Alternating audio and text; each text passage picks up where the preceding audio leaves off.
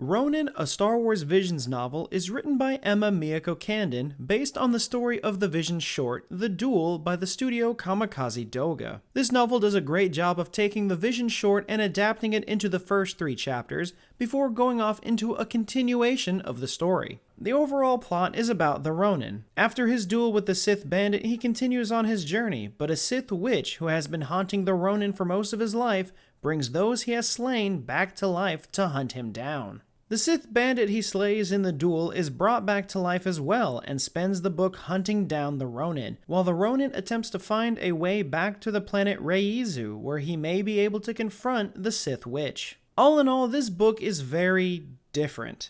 I don't think it's different in a bad way, but this is such a different type of Star Wars book that the only time I felt like it was Star Wars was when lightsabers were mentioned, which is how it should be. The entire book is written very well in the way that it captures the look and feel of the duel perfectly. It's Star Wars, but in the classic feudal-era style. There are, of course, several things that still make it Star Wars. Jedi, Sith, lightsabers, hyperspace, all the familiar terms are there. But this feels like such an alternate dimension of Star Wars that it makes the book pretty hard to read at times.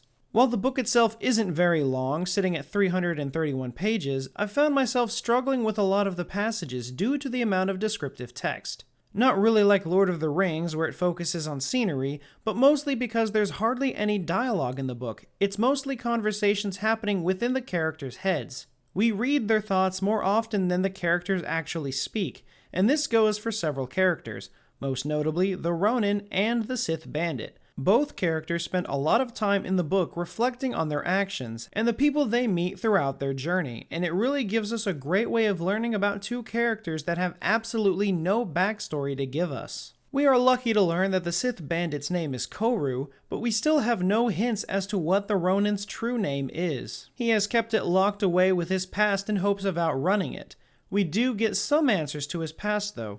The best descriptive part, I think, is that we get some answers on his lightsaber. I know when the trailer for Star Wars Visions came out, a lot of people were asking why he needed a sheath for his lightsaber, while others just argued that they thought it was stupid. But the book actually explains that the Ronin's lightsaber was damaged at some point, so long ago that the Ronin doesn't even remember how. But to ensure his weapon could be put away safely, he built a sheath out of the lightsabers of Sith that he had cut down, and with those parts he was able to create a sheath capable of housing an active lightsaber without the lightsaber destroying it. I know it doesn't seem like the most plausible answer, but I actually really enjoyed it. It felt unique to the style of the book and the time period that it was based on. Another cool aspect of this book is that the main characters have really cool aliases. There's the Ronin, the Sith bandit, and the Traveler. It felt so perfect to the story that I was hoping the rest of the characters would follow suit, but unfortunately that wasn't the case. This doesn't, however, take away from the story in any manner. All of the characters felt very unique and all held an important role that helped the Ronin continue on his journey, even though the only being that the Ronin trusts is his droid B556. He was able to put aside his differences and allow others to help him on his way to find Rei'izu. There's just one final thought I do have, but it is in regards to the end of the book. So if you've gotten this far in the video but haven't finished the book, or you haven't read it at all and don't want to be completely spoiled, jump ahead to this point in the video to avoid massive spoilers, starting in 3, 2, 1. Okay, so the Sith Witch. She's part of the story that I was intrigued by the most. The whole time the Ronin has this voice in his head that tells him one thing when he knows to do the other. And with all of his fallen enemies coming back for him, I definitely wanted to know if the character was real or if it was all in his head. I was not expecting the reveal to be that the Sith Witch was the Ronin's daughter, however. That was something completely unexpected, but I ended up enjoying it in the end, as the Ronin sits down with his daughter and takes apart his lightsaber to start showing her everything he knows. Was a really wonderful way to end the most interesting Star Wars novel I have ever read. Overall, is this book for everyone?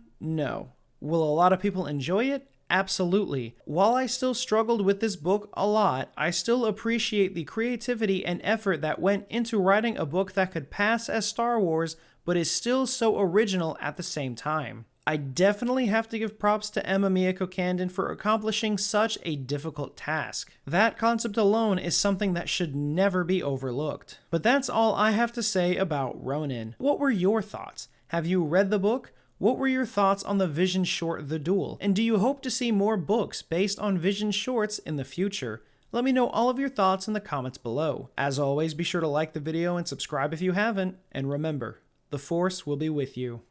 Always.